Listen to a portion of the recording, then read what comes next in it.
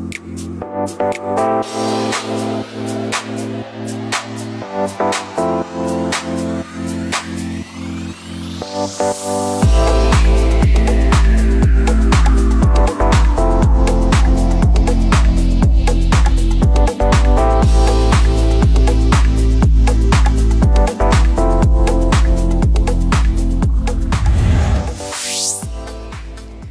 บายดีบ่ทุกคนเนาะมาพบกับรายการลาวไล่อีกแล้วและมื้อนี้นุนีบ่พาให้ผิดหวังอีกแน่นอนเพราะว่านุนีมาอยู่กับสาวคนเก่งสำหรับหลายๆคนที่ว่ามากินหมักไม้แปรรูปและคนนี้เพิ่นเป็นคนที่เฮ็ดหมักไม้แปรรูปออกมาได้แซ่บและได้คุณค่า 100% และแถมยังเป็นคุณแม่ลูกหนึ่งที่นุนีคิดว่าหลายๆคนฮู้จักเพิ่นแล้วต้องอยากได้เพิ่นเป็นไอดอลแน่นอนเนาะนั่นก็มาพบกับเพิ่นเลยนี่เลย สวัสดีค่ะ ชื่อชลิทิพย์ทิพเนตรนะคะ ชื่อเกรซค่ะ ก็ชื่อเหมือนแบรนด์เกรซี่เกรซเลยค่ะ นี่แล้วก็นี่อันวางทั้งหน้านู่นนี่ฮู้ซึกว่าเรียกน้ำย่อยหลายเนาะอยากลองซิมจากอันซองอันนี่ขอซิมนี่เด้อนี่แล้วก็อยากถามนะว่าความเป็นไปเป็นมาหรือว่าแฮงจูงใจที่อยากเฮ็ดผลิตภัณฑ์นี้ออกมา คือก่อนหน้านี้นะคะ ก็ทำธุรกิจเครื่องสำอางมา 2 ปีกว่า แล้วเราออกตลาดต่างประเทศบ่อยมากๆ แล้วเรารู้สึกว่าเฮ้ยอาหารไทยเนี่ยมันไปได้แบบไปได้เยอะมาก เราก็เลยว่าเราทำอาหารเพิ่มดีกว่า เราไหนๆเสียค่าเดินทางแล้วเอาอาหารไปด้วย ก็เลยเกิดการทำผลไม้อยากทำผลไม้ขึ้นมา แต่ถ้าจะแบกทุเรียนหรือแบกมะม่วงไปมันคงหนัก เราก็เลยมาแปรรูปเพื่อให้ได้ทานง่ายขึ้นค่ะ นู่นนี่อยากฮู้ว่าตัวนี้มีจักรสชาติ อ๋อ อย่างทุเรียนสตรอเบอรี่มีแบบเดียวเลยค่ะ อ๋อ แต่ถ้าเป็นโซนนี้จะเป็นข้าวเหนียวมะม่วง อ๋อ แต่วันนี้แล้วก็จะมีข้าวเหนียวทุเรียน แต่วันนี้ไม่ได้เอามา แล้วก็บรอกโคลีแทนที่แบบเด็กๆเห็นแล้วจะไม่ทานไม่น่าทาน เราก็เป็นบรอกโคลีกรอบ ซึ่งมีประมาณ3รสนะคะ อันนี้มะม่วงอบแห้ง แล้วก็กล้วย นี่ตามที่ข้างหน้าก็5รสเลย ก็คือว่าเม่นไผ่มักรสใดนี้สามารถกินได้เลย ใช่หวานเผ็ดอะไรก็เลือกบาร์บีคิวต้มยำปาปริก้ามีหมดเลยค่ะ แล้วนอกจากผลิตภัณฑ์หมักไม้แปรรูปนี้ยังมีอย่างอื่น ก็คือว่าเฮ็ดเครื่องสำอางเนาะ ใช่ก่อนหน้านี้ก็ยังทำอยู่นะคะเครื่องสำอางก็แบรนด์เกรซี่เกตก็ลิปสติกคุชชั่นแล้วก็เน้นเป็นเครื่องสำอางที่เป็น natural product ค่ะ อ๋อแล้วที่บอกว่าไปหลายประเทศนี้มีประเทศใดๆที่เขาได้ไป อย่างแรกเลยลาวไปแน่นอน อ๋อ ลาวนี่มา2 ครั้งแล้วนะคะ ก็เอาเครื่องสำอางมาคนก็จะชอบคุชชั่นชอบลิปมากๆสาวลาวก็รักสวยรักงามกัน ทั้งสวยทั้งงามอยากงามคือเจ้าของแบรนด์เนาะ แล้วก็กัมพูชา สิงคโปร์ ฟิลิปปินส์อินโดมาเลอังกฤษ โอ้ อเมริกา จีนดูไบไปเยอะมาก อันทีมงานขอเชียร์ชดหลายโพนหลายเหลือเกินเนาะ ไปเยอะมากจริงๆ เราก็เลยว่าเฮ้ยมันต้องเอาอาหารไทยไปแล้วอะไรอย่างเงี้ยค่ะ อ๋ออั อันนี้แต่อันเนี้ยเพิ่งทำได้ 5 เดือนเองจะบอกว่านี่แค่ 5 เดือน แต่สินค้าออกมาค่อนข้างหลาย SKU นิดนึงค่ะ อ๋อแล้วตัวนี้นี่อันเฮาเฮ็ดนี่เฮามีออยมีอย่างเฮ็ดเรียบร้อยเล มีออย ยมีเครื่องหมายทุกอย่างครบ มีมาตรฐานครบเลยค่ะ เพราะว่าอันเนี้ยเราได้รางวัลนวัตกรรมจากไทเฟก โอ้ ล่าสุดมาด้วยค่ะ โอ้แล้วตัวนี้อัน110บอก 110 กรัม ใช่ ตัวนี้ในราคาเท่าไหร่ 110 กรัม ราคาไทย 219 บาท ถ้าอยู่ฟังไทยหรือว่าอยู่ลาวนี่เขาอยากกินนี่นะ สามารถซื้อได้อยู่ใส่ ที่ไทยขายที่เอ็มโพเรียม อ๋อ สยามพารากอนแล้วก็เครือเดอะมอลล์ค่ะ โอ้ตั้งหลากหลายขนาดนี้แต่ว่าถ้าสมมติว่านู่นนี่เฮ็ดงานสร้างสรรค์สินะนู่นนี่อยากได้เอาไปกินนี่มีขายแต่อยู่ในซูเปอร์บอกหรือว่ามีตัวแทน ยังไม่มีตัวแทนก็กำลังหาอยู่นี่ค่ะนุนี่พอจะหาตัวแทนช่วยพี่ได้ไหมคะ โอ้ได้บ่ยากสำหรับเป็นไผที่อยากเป็นตัวแทนเนาะให้เปล่าติดต่อเขามาเด้อเพราะว่าเป็นก่อนได้ก่อนมีเงินใส่ก่อนได้ของแซ่บของดีมีคุณภาพขายดีแน่นอน อะแต่ว่ามันมีหลากหลายรสจังซี่เนาะนู่นนี่อยากซิมทุกรสเลยแต่ว่าบูฮูสิซิมเมิดบ่รายการเฮาสิเบิดปานู่นนี่ขอตัวนี้ ลอ ซะ งเริ่มใช่ โอเคอยากลองซิมว่าทุเรียนสตรอเบอรี่นี่มันเป็นจังได ใช่ทุเรียนสตรอเบอรี่นี่เรียกง่ายๆเลยนะ เรียกว่าดูรี่ ดูรี่ ก็คือดูเรียนภาษาอังกฤษ อ๋อ ก็ทุเรียนสตรอเบอรี่เรามาเลยรวมกันเรียกว่าดูรี่ อ๋อดูรี่ ใช่อันนี้กินแล้วก็ไม่อ้วนด้วย อ๋อ แล้วก็เป็นฟรีดไดร์ซึ่งคนไม่ทานคนทานวีแกนเนี้ยก็ทานได้เลยนะ อืม นู่นนี่ลองชิมว่า มันแปลกแต่ทานได้อร่อยจริงไหม อ๋อ ลองเปิด บอกง่ายๆกินสำเร็จกับบตุ้ยสำหรับคนที่ว่ามักกินจุกๆจิกๆนี่ คนไม่ชอบกิน กินได้เลย ทุรีนอาจจะชอบก็ได้ อุ้ยมันคือแปลกแท้ หน้าตามันสวยด้วยนี่ไม่ผสมอะไรเลย นี่ สตรอเบอรี่อยู่ข้างบน โฟกัสที่ขนมเด้ออย่าโฟกัสที่เล็บหอม ใช่ โอ้ขอซิมก่อนเด้อ ทานทุเรียนได้ใช่ไหม อืม อืมกลัว กลัวเสียงดังใช่ไหมพยายาม อร่อยไหม มันแซ่บมันได้รสชาติแบบส้มๆของสตรอเบอรี่แต่ว่ามันได้กลิ่นหอมของอันมาทุเรียน ส้มๆคือเปรี้ยว เปรี้ยว อ๋อ ๆ อ อืม โอเค อืม แล้วมันตัดกัน มัน ใช่ไห เข้ากันแบบ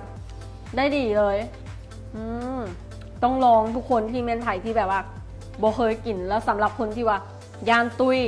ต้องกิน ย่าง แล้ว ตุ้ยแปลว่า กลัวอ้วน อ๋อ กลัวอ้วน แล้วนู่นนี่อยากรู้ว่าแต่ละอันนี้นะมันมีคุณค่าต่างกันจังได แต่ละอันเนี่ยคือ ตัวนี้ก่อนเลยเนอะ ผไม้อย่างอันเนี้ยคือได้อันเนี้ยค่ะคือถุงนึงเนี่ยสามารถทานได้ 2 ครั้ง แล้วครั้งหนึ่งแค่ 70 แคลอรี่สำหรับสาวๆที่คุมน้ำหนักเนี่ย ทานได้เลยค่ะวันละมื้อ หรืออะไรเงี้ยคือสามารถทานกับซีเรียลได้ด้วยนะคะ หรือว่าทานกับไอศครีม แล้วก็มันเป็นผลไม้ 100% แล้วก็ไม่มีสารอะไรเลยนะคะ ทานได้ทุกวัน แต่ตัวอื่นๆเนี่ยอันนี้อย่างเหมือนนู่นนี่ทานไหมคะ ข้าวเหนียว ข้าวเหนียวมะม่วงแทนที่เราจะทานข้าวเหนียวมะม่วงแบบนิ่ม อ๋อ ๆเราก็เอาข้าวเหนียวมะม่วงเราเนี่ยเป็นนวัตกรรมเราเอาไปฟีดได้ก็จะแบบข้างล่างเป็นข้าวเหนียวข้างบนเป็นมะม่วง โอ้อันนี้เป็นแบบกรอบๆเลย ใช่ลองชิมไหม โอ้ลองเบิงโอ้จีกง่ายอีก อ่า อื ลองดู ม นะคะ บ่ต้องย่างเนาะคือบางอันนี้จนเอามีดตัดมาซอย อันนี้จีกแบบง่ายๆ แล้วข้างใน ลย เราก็จะเป็นแพ็คข้างในแยกอีก2แพ็คเพื่ออ อ ให้มันสะอาดขึ้น อืม ฉีกได้เลยค่ะ อันนี้บอลซีกอยู่นี่ อ่า โอ้ เห็นไหมก็จะเห็นเนื้อมะม่วงอยู่เลย แล้วก็ นี่ ข้าวเห มัน นียว ก็จะเป็นประมาณนี้ อัน ล นี้ อง เป็นข้าว เหมือน ยว เราทานข้าวเหนียวมะม่วงแบบนิ่มๆเลย จะเป็นมะม่วง เป็นลูกกุหลาบค่ะ อืม หอมไหม อืม มันเป็นสแน็คเลยทันที ทราบ อันนี้เป็นสินค้าเป็นเบสเซลเลอร์2ตัวนี้คือขายดีมาก อืมหอม ๆ มีกลิ่นของข้าวเหนียวน้ำกะทิ อืม แล้วก็มะม่วง อืม อันนี้คือพูด เต็มปากอยู่ ครับ คือเราเอาทำข้าวเหนียวมะม่วงแบบนิ่มๆก่อนเสร็จแล้วเราก็ไปฟีดได้มาเลย แล้วมันทำให้อายุของมันคืออยู่ได้ 18 เดือนเชลฟ์ไลฟ์นะคะสำหรับคนที่สนใจนำมาขายก็ อืม มันจะอยู่ได้นานมากๆอะค่ะอือฮึ โอ้นอกจากแซ่บแล้วคุณค่าครบถ้วน ใช่ ขอบอกเลยว่าสำหรับคนที่ว่าย่านตุ้ยเฮาบ่ต้องย่านตุ้ยอีกต่อไป เฮามีขนมครกเดียวที่กินแล้วบ่ตุ้ย ใช่ อืม อีกอันหนึงนี่อยากให้ลองอีกอันหนึงอันนี้คือมะม่วง อื มะม่วงนี่คือรู้อยู่แล้วว่าถ้าทานมะม่วงทานในเวลาคือมันช่วยในเรื่องขับถ่ายด้วยแล้วก็ผิวสวยได้ด้วยคือถ้าทานในปริมาณที่พอเหมาะอย่างอันเนี้ยคือ 175 แคลอรี่ แต่ว่าสามารถทานได้ 2 ครั้งก็ตกครั้งละประมาณ 90 80 กว่า อ๋อ 90 ลองทานลองไหม ลอง ไม่อ้วน บ่ตุ้ย มันจะ บ่ เพลิ ตุ้ย นอันนิดนึงเห็นไหมก็จะมีซิลข้างในอีก อ๋อ นี่นะคะ ความสะอาด สะอา ความ ดใช่ แซ่บมีคุณค่าและความสะอาดกลั อั บ น มา นี้ พร้อ ทั้ ม งเด็กผู้ใหญ่ทานได้หมดหรือว่า อืม คอเหล้าคอเบียร์เอาไปทาน ไปแก้ม เหาะมากใช่แทนที่เราจะแก้มกับมะขาม หรืออะไรอย่างนี้เหมือนเมื่อก่อนอร่อย อืมครับอันนี้มันจะเป็นนิ่ม อ่า กินง่าย ใช่ อืมแซ่บ มันมี texture ของใส่ตรงนี้ไหม อืม texture ของมะม่วงอยู่นะคะแต่ละตัวก็จะเน้นความเป็นผลไม้ไทยแล้วก็ขนมไทย แล้วก็เพราะว่าส่วนใหญ่ต่างชาติ หรือว่าใน AEC เองก็จะค่อนข้างชอบสินค้าไทย แม่นแล้วเพราะว่านูนี่กับฮู้มาว่าหมักไม้ไทยนี่ถือว่าเป็นที่ต้องการของหลายๆคนเลย ใช่ เพราะว่ามันถึงแม้ในบางประเทศก็ปลูก แต่ว่าบางทีมันขึ้นกับดินที่ว่าจะแตกต่างกันผลไม้ไทยก็จะค่อนข้างรสชาติอร่อยค่อนข้างรสชาติดีอยู่นะคะ โอ้ อันนี้บรอกโคลีน่าจะอิ่มแล้วเนาะเดี๋ยวดูอ่า โบเมนโบได้อินได้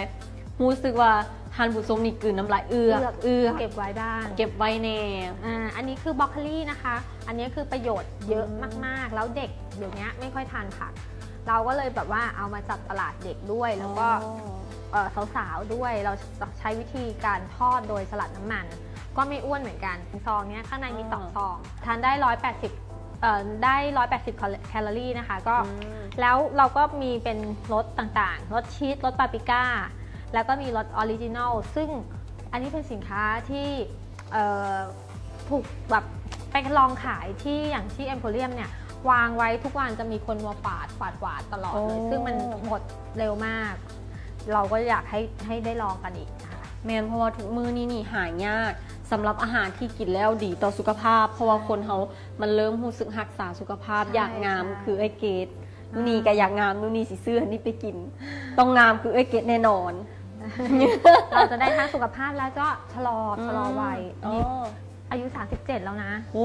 37 ใช่ โอ้ยังงามอยู่ ยังงามแต่ก็มีความแก่ๆอยู่นิดนึงอะไรเงี้ยแต่พยายามทานอะไรพวกนี้เพื่อที่จะชะลอวัยอย่างบรอกโคลีเนี่ยได้เลยสำหรับคนที่มองหาสารอะไรที่ช่วยชะลอวัยโดยที่เราไม่ต้องทานยาหรืออะไรอย่างเงี้ยค่ะเรามาดูข้างหลังกันบ้างไหม ได้ วางข้างหน้าสุดคือกล้วยแต่ว่าข้างนี่จะมี5รสเลย อันนี้แบบอร่อยมากคือกล้วยหอมทองซึ่งเราเอามาทำให้มันน่ารักขึ้น แล้วก็ทำรสหลายๆรสอย่างนี้เป็นรสออริจินอลรสบาร์บีคิวรสอันนี้ฮันนี่บัตเตอร์ซาวครีมแล้วก็รสต้มยำซึ่ง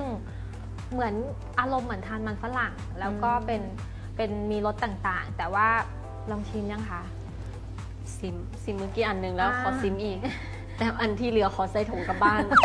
ได้เลยมันจะมีความหวานของกล้วยหอมแม่แล้วก็มันก็จะเป็นกรอบๆบางๆกินง่ายๆใช่มันจะไม่ได้หนาหรือแบบว่ากัดแล้วมันแน่นๆอันนี้จะแบบละลายแม่กัดแล้วแบบหัวมันกัดง่ายๆกรอบๆนุ่มๆละลายบ่เหนียว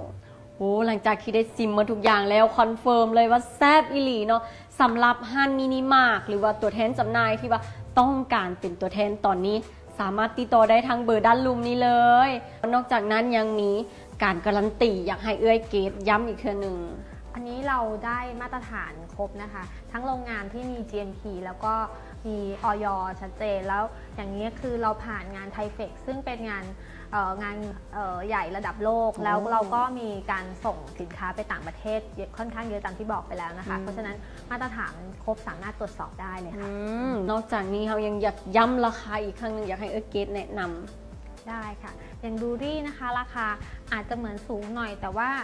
ค่อนข้างครบมากแล้วเรารู้กันอยู่แล้วว่าราคาทุเรียนราคาค่อนข้างสูงแล้วเรานำมาใช้วิธีการฟรีดได้ดูรี่นี่อยู่ที่219 บาทส่วนอันนี้ข้าวเหนียวมะม่วง150 บาทแต่ว่าดูรี่เนี่ย110 กรัมข้าวเหนียวมะม่วงเนี่ยจะอยู่ที่50 กรัมนะคะ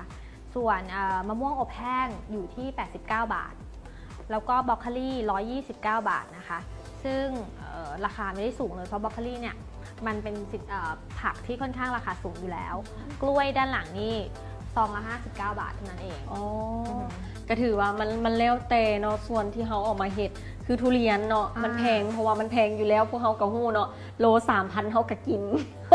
เท่าไหร่เขาก็กินแต่ว่านี้กินแล้วได้คุณภาพคุณประโยชน์กินแล้วบ่ตุ้ยหายากอีหลีขอบอกว่าสุดยอดทุกคนบ่ผิดหวังแน่นอนเอาเป็นว่าอยากให้เอื้อยเกดเนาะฝากเกี่ยวกับผลิตภัณฑ์ให้แน่ก็ขอฝากแบรนด์ Gracie Creative Thai Taste ไว้ด้วยนะคะซึ่งแบรนด์นี้ก็จะเน้นการแปรรูปผลไม้ให้เป็นแบบมีสไตล์ขึ้นมาคือได้ทั้งประโยชน์ได้ทั้งแบบดูดีในเวลาเราหยิบขึ้นมาทานเนี่ยมันเก๋แล้วก็มีคุณค่าแน่นอนนะคะฝากไว้ด้วยแล้วก็ใครอยากทราบข้อมูลการติดต่อก็ข้อมูลโภชนาการหรือว่าอะไรต่างๆก็เข้าไปที่ Facebook นะคะ Gracie Food แล้วก็ทาง Line @dury ได้เลยนะคะดูรี่ก็@dury หรือว่าถ้าเป็นไผ่ฟังโบทันนี่เบิงทางด้านลุมนี่เลยที่แบบ แคปหน้าจอแล้วก็เป้าติดต่อมาเลย ใช่อยากเป็นตัวแทนจัดจำหน่ายอยากลองทานหรืออะไรอย่างเงี้ยค่ะ เอาเป็นว่ามื้อนี้เนาะนู่นนี่ก็ต้องขอบใจเกรดหลายๆเนาะที่ให้เกียรติมาร่วมรายการลาวไลฟ์ของพวกเฮาเนาะแล้วก็ต้องขอบใจท่านผู้ชมมาทุกคนเนาะที่ว่าติดตามรับชมพวกเฮาทั้งสองคนเอาเป็นว่ามื้อนี้พวกเฮาทั้งสองคนขอลาไปก่อนสบายดี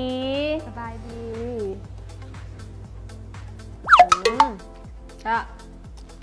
ก็คือขอกลับบ้านเนาะถ่ายรายการเสร็จแล้ว ถ่ายรายการเสร็จแล้วเหรอ